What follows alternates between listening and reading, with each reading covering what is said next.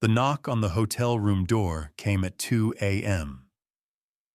When McGregor opened it, he found himself face to face with referee David Mitchell, the man who would control his fate in the octagon in just 2 days.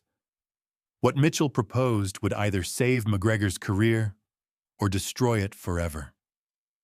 Welcome back to Fight Night Secrets, where we expose the corruption that lurks beneath the surface of combat sports. Tonight, we're revealing one of the most shocking scandals in UFC history, a story that involves match manipulation, referee corruption, and a conspiracy that nearly destroyed the integrity of mixed martial arts forever. This is the untold story of how Conor McGregor discovered that sometimes your biggest enemy isn't the man standing across from you in the octagon. It was October 2023, and McGregor was preparing for what many considered the most important fight of his comeback campaign. His opponent was Marcus the Destroyer Thompson, an undefeated heavyweight who had bulldozed through every challenger the UFC had put in front of him. Thompson was younger, stronger, and had a reach advantage that made him a nightmare matchup for anyone in the division. But McGregor wasn't just fighting Thompson, he was fighting time itself. At 35 years old, his window for capturing another championship was rapidly closing. His last 3 fights had been disappointing performances that led many critics to suggest he should retire. This fight against Thompson wasn't just about winning. It was about proving he still belonged among the elite. The pressure was unlike anything McGregor had experienced since his early days climbing the ranks. His sponsors were threatening to pull their deals if he lost again. The UFC was quietly discussing moving him down the card for future events. Even his own team was beginning to doubt whether he had what it took to compete at the highest level. 3 weeks before the fight, McGregor's training camp was a disaster. His longtime coach had quit after a heated argument about fight strategy. His sparring partners were consistently getting the better of him in practice. Worst of all, he had suffered a minor shoulder injury that wasn't healing properly, but he couldn't pull out of the fight without potentially ending his career. That's when he received a text message from an unknown number. "We need to talk. Tonight. Room 4127 Bellagio Hotel. Come alone. A friend who can help." McGregor stared at the message for several minutes.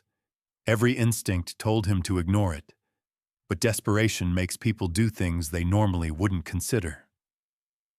At 1:30 a.m., he found himself in the elevator of the Bellagio, heading to the 41st floor.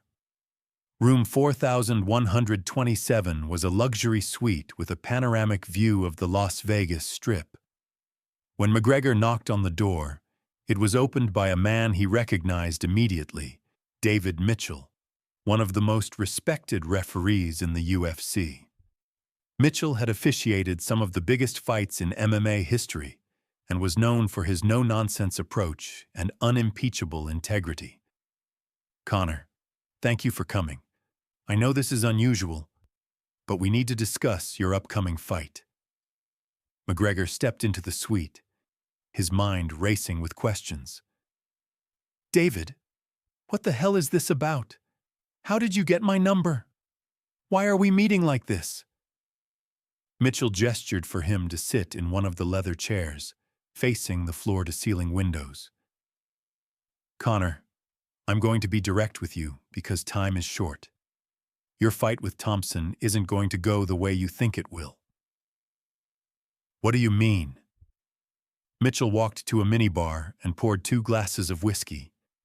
His hands were shaking slightly, which was completely out of character for a man known for his composure under pressure. "There are forces at work in this fight that you're not aware of? People who have a lot of money riding on the outcome?"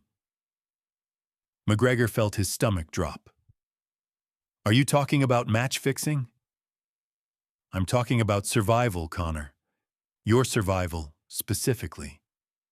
Mitchell handed him the whiskey and sat down in the opposite chair.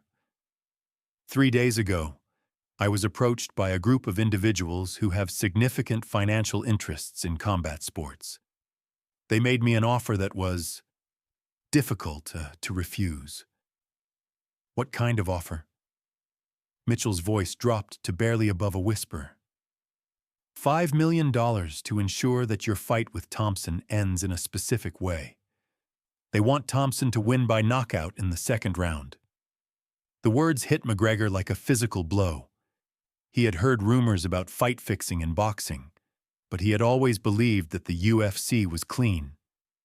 The idea that referees could be bought was something he had never seriously considered.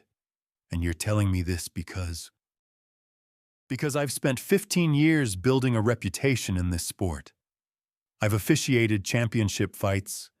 I've been trusted with the biggest moments in MMA history.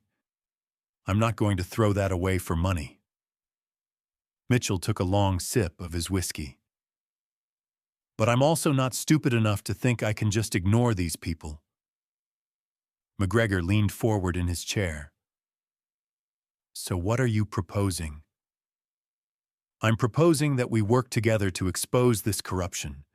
But to do that, I need your help, and you need to understand exactly what we're up against. Mitchell stood up and walked to a briefcase that was sitting on the suite's dining table. He opened it and pulled out a thick folder filled with photographs, financial records, and audio transcripts. The people who approached me aren't just random gamblers, Conor.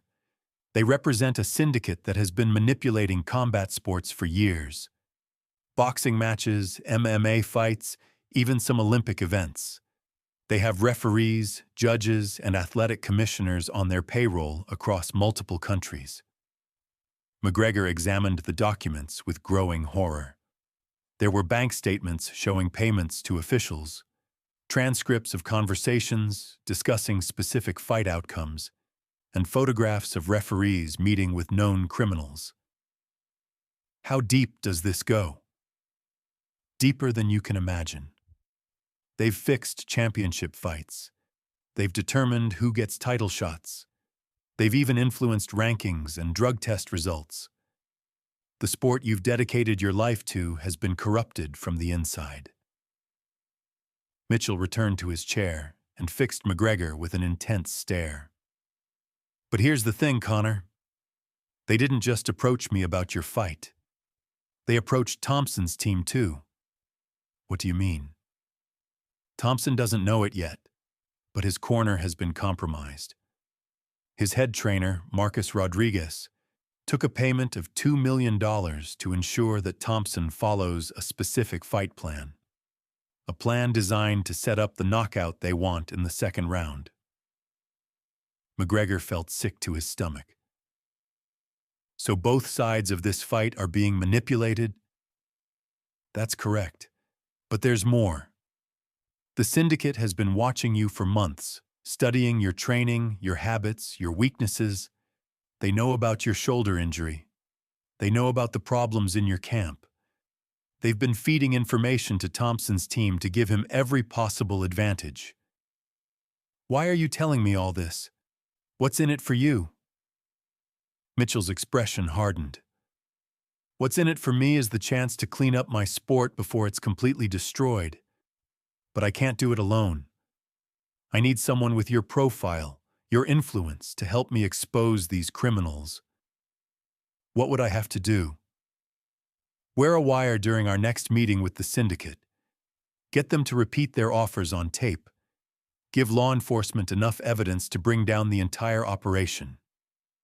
McGregor stood up and walked to the window, looking out at the glittering lights of Las Vegas. Below him, millions of dollars were being won and lost in casinos where the games were honest.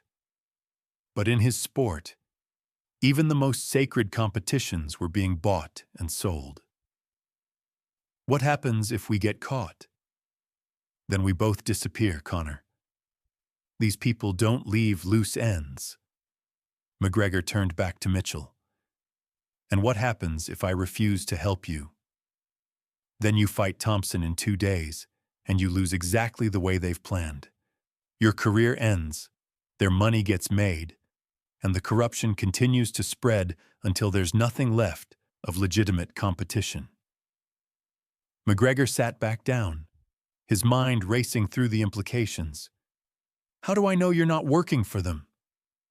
How do I know this isn't some elaborate setup? Mitchell reached into his jacket and pulled out a small recording device. Because I've already been recording my conversations with them. Listen to this. The recording was crystal clear. Mitchell's voice, along with two men with Eastern European accents, discussing payment schedules, specific fight scenarios, and backup plans in case their preferred outcome didn't materialize naturally. Jesus Christ, McGregor whispered. This is really happening. It's been happening for years, Conor. You're just the first fighter with enough star power to potentially stop it. McGregor made his decision. What do you need me to do? The next morning, Mitchell arranged a meeting with the syndicate representatives at a private club in downtown Las Vegas. McGregor arrived wearing a wire so sophisticated that even he couldn't feel it. The recording equipment was built into his clothing by FBI technicians who had been investigating sports corruption for months. The meeting took place in a soundproof room designed for privacy. Present were three men: Viktor Petrov, a Russian businessman who controlled betting markets across Eastern Europe; Chen Wei, a Chinese national who ran gambling operations throughout Asia; and the most dangerous of all, Antonio Marquez, a Mexican cartel leader who had diversified into sports betting. Victor spoke first, his English heavily accented but precise. Mr. McGregor, we appreciate you joining us today. We understand that Mr. Mitchell has explained our proposal. He has, but I want to hear it directly from you. Chen Wei smiled coldly. Very simple arrangement. You lose fight in second round. Specific knockout. Right-hand counter after failed takedown attempt. Very natural looking. You receive $10 million deposited in account of your choosing. McGregor feigned interest while the wire captured every word. And what guarantee do I have that you'll pay? Antonio Marquez leaned forward, his scarred hands folded on the table. Mr. McGregor, we have paid many fighters over many years. We always honor our agreements, but we also expect our agreements to be honored. What happens if I change my mind? Victor's expression turned ice cold. Then you have unfortunate accident, training injury perhaps, car crash, heart attack. These things happen to athletes who do not understand business realities. For the next hour, the three men detailed their entire operation. How they fixed fights across multiple sports, how they laundered money through legitimate businesses, how they eliminated people who threatened their operations. They were so confident in their power that they revealed everything. You see, Mr. McGregor, Victor explained, we are not criminals. We are businessmen. We provide certainty in an uncertain world. Fans still get entertaining fights. Athletes still get paid. Everyone wins. Except for honest competition, McGregor replied. Chen Wei shrugged. Honest competition is luxury that modern sports cannot afford. Too much money involved. Too many people depending on specific outcomes. We simply make sure that outcomes benefit right people. After the meeting, McGregor immediately contacted the FBI agents who had provided the wire. Within hours, federal warrants were issued for the arrest of all three syndicate leaders. Simultaneous raids were conducted in Las Vegas, Miami, New York, and Los Angeles. But the syndicate had one final card to play. When Viktor Petrov realized that he had been recorded, he activated a contingency plan that had been in place for months. Thompson's corner had been given a backup set of instructions. If the fixed outcome couldn't be guaranteed, They were to ensure that McGregor suffered a career-ending injury during the fight. 2 days later, as McGregor prepared for the fight, he received a warning from David Mitchell. "They know about the wire. Thompson's team has been instructed to hurt you. Be careful." The fight itself became a battle for McGregor's survival. Thompson, who had been kept in the dark about the corruption, fought according to the game plan his coaches had given him. But McGregor, knowing what was really happening, was able to anticipate and counter many of the tactics designed to injure him. In the third round, Thompson's cornerman threw a towel into the octagon, stopping the fight just as Thompson was about to land a potentially devastating blow that could have ended McGregor's career. Later investigation revealed that the cornerman had refused to follow through with the syndicate's final instructions. The FBI arrests that followed the fight dismantled one of the largest sports corruption rings in history. Viktor Petrov was sentenced to 25 years in federal prison. Chen Wei was extradited to face charges in 3 countries. Antonio Marquez was killed in prison before his trial could begin. David Mitchell became the star witness in the federal prosecution, his testimony leading to the conviction of 12 other sports officials. He was placed in witness protection and relocated to an undisclosed location. McGregor's cooperation with the FBI earned him the respect of law enforcement and fellow athletes around the world. At a press conference following the arrests, he addressed the sports community. "What we discovered is that the integrity of competition itself was under attack.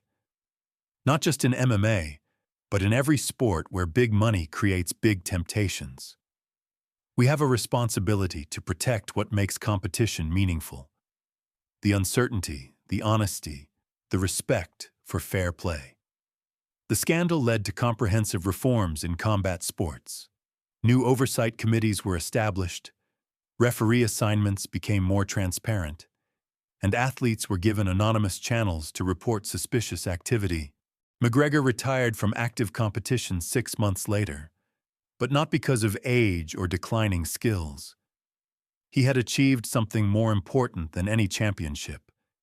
He had helped save his sport from corruption. In his retirement speech, he said, "I always thought my legacy would be about the fights I won in the octagon. Now I know it's about the fight I won outside of it." The Thompson fight was ruled a no contest due to the circumstances surrounding it.